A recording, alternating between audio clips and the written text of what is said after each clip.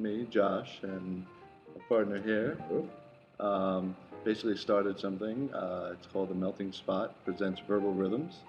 And it's really taken its own kind of shape, and depending on if it's poetry or people coming to sing, we've had a couple of people come and play instruments, and we're really open to anything that, you know, someone is looking to do something artistic with. Started April 2010. What I always, I'm kismic in that way. For this, when I went to the LSA, Local Spiritual Center, talking about doing this thing, open mic thing, and we were talking about Urban Juke Joint in New York. Something I've always wanted to do, didn't know how quite to put it together, didn't think I had the time, the resources, the people. And then that same night, you jumped up on Facebook. And we were talking about poetry. Remember? And I saw your clip, and I didn't know you did poetry. I didn't know that. So right then, if I say kismic, it's with a purpose. I tend to believe in those things. It was meant to be. All the endeavors with couple culture. With Raphael and I put together this thing that said couple culture is going to be a community activity, an arts activity, film discussion, book discussion, and what have you. Your thing? Perfect. If you guys, want to come out, it's every third Friday of the month. Doors open 6:30. Show starts at 7. Poetry, sing, wordsmith. You want to share a thought? Anything. Come on out, join us at the Evergreen Cabin, corner of Alicia Avenue, Evergreen Place in Teaneck, New Jersey. No further ado, we have a couple clips that you can look at so you can see what we're all about. All right, up next, we have Mr. Shay Lucas. If you're feeling me, you want to turn the tables around, show me some common courtesy. Take me out, wine and dine me. Hit me with a good morning text with a smiley face at the end early in the morning. Take me out with you to meet your friends. Let the neighbors know your name. I'll let you think about that. Hard time living. Got so much in my heart, but got a hard time giving. See, I ain't greedy or needy, just hollow in my chest. I'm handing over all, but see, I've gotten nothing left.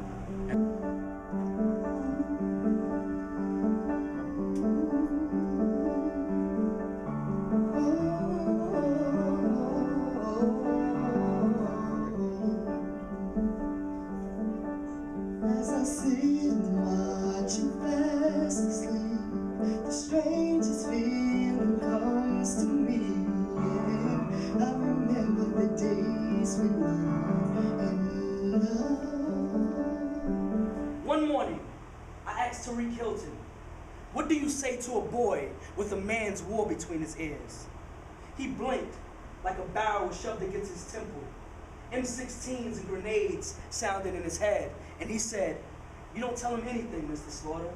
You just sit in their foxholes with them without covering your ears." You see, they want me to prove to them that fiction exists. They want to know that they aren't hit and run accidents written by a broken author high of grinded machete dust. How do you teach Midnight's children during the day? Easy, with a pocket full of gunpowder and a classroom loaded with imagination.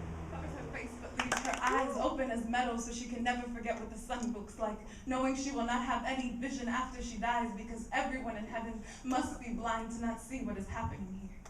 There's a tribe of women, their legs sturdy as tree trunks from holding doors closed and their sleeves from running circles in cages they never held keys to before, but their bodies are bent and dull skeletons not seeming to fit any locks. They raise their dreams like children and send them to the wind, pick fragments of their hearts from their teeth as they speak, and they taste the sun's heat, savoring that light dim and deep within their souls they have buried to give shelter from the midnight looming over them like ghosts of their past, tidal waving over any future they never knew that they had. They want to take back the night and ride the stars they now hide in the glint of their eyes like memories of winters past. They are goddesses' fingers, exterior withered and bruised like dead skin, with their power entombed within. And nobody knows them, and nobody feels them, and nobody hears them, and if only the angels could see, then maybe they would have saved them. Thanks. Yeah! 50 Cent was shot 9 times, and he lived. How sad is that for his killer? Listen, if you're 2 feet away from someone and you shoot them 9 times and they live, maybe crime isn't for you. Think it over. I don't get it, man. I mean, why would you want to listen to gunshots if you're a criminal? And they had like sirens in the songs too. Why would you want to listen to that?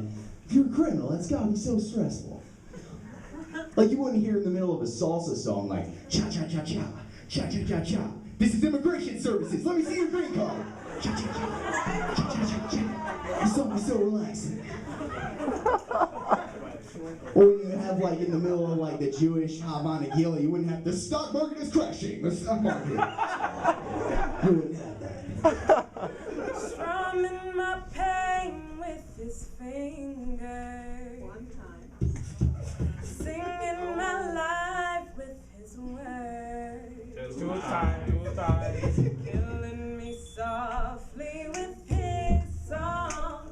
Killing me softly with his song. Telling my whole life.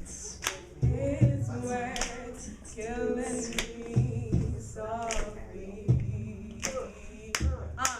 What with his song.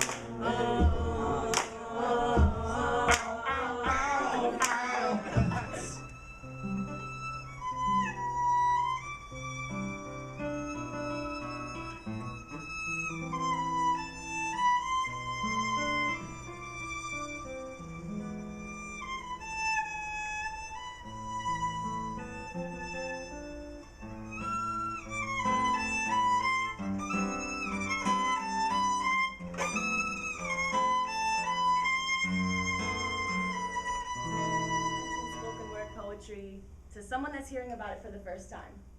They always mention one of three common misconceptions about poets. Like one, we all understand Shakespeare. Two, we always wear black clothing that barely fits, heavy eyeliner, and beanie hats that smell like weed. And three, all we ever talk about is how unfortunate and unfair this world can be. Wrong. These are merely common misconceptions. Take me, for example. I'm a poet, and I despise the these, thous, and hats of Shakespearean poetry. I prefer blue jeans and bright-colored tees that accentuate my boobs, and I would much rather talk about things like love and childhood, because those are the things that remind me to remember what it felt like to feel once, because nowadays, I've been so damn numb, trying to find a place for myself in our world, that I forget to tune back in and ask myself how I'm holding up in mine. Poetry is not just about stanzas and rhymes. It is about putting an X mark on the truth, teaching your heart to be a compass, and sharing your words like a treasure map with whoever will listen, so the day you find yourself forgetting where home is, someone out there will have remembered for you and gladly guide you back the way you once did for them. Poetry is not just about writing about something beautiful. It is about recognizing how much beautiful is out there that still has not been written about yet. It is about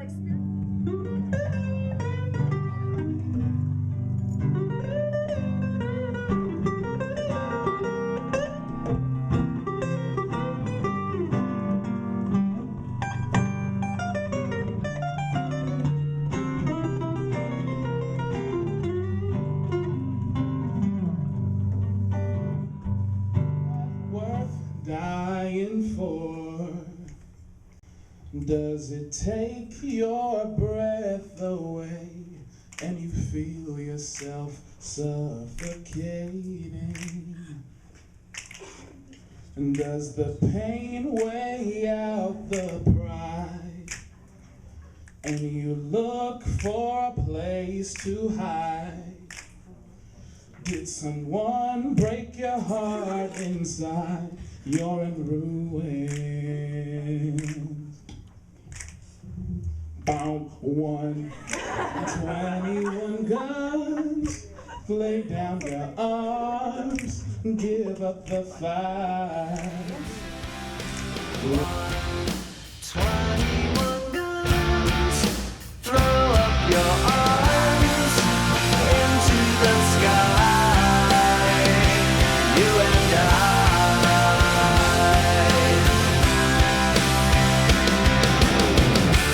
Did you try to live on your own when you burned down the house at home? Did you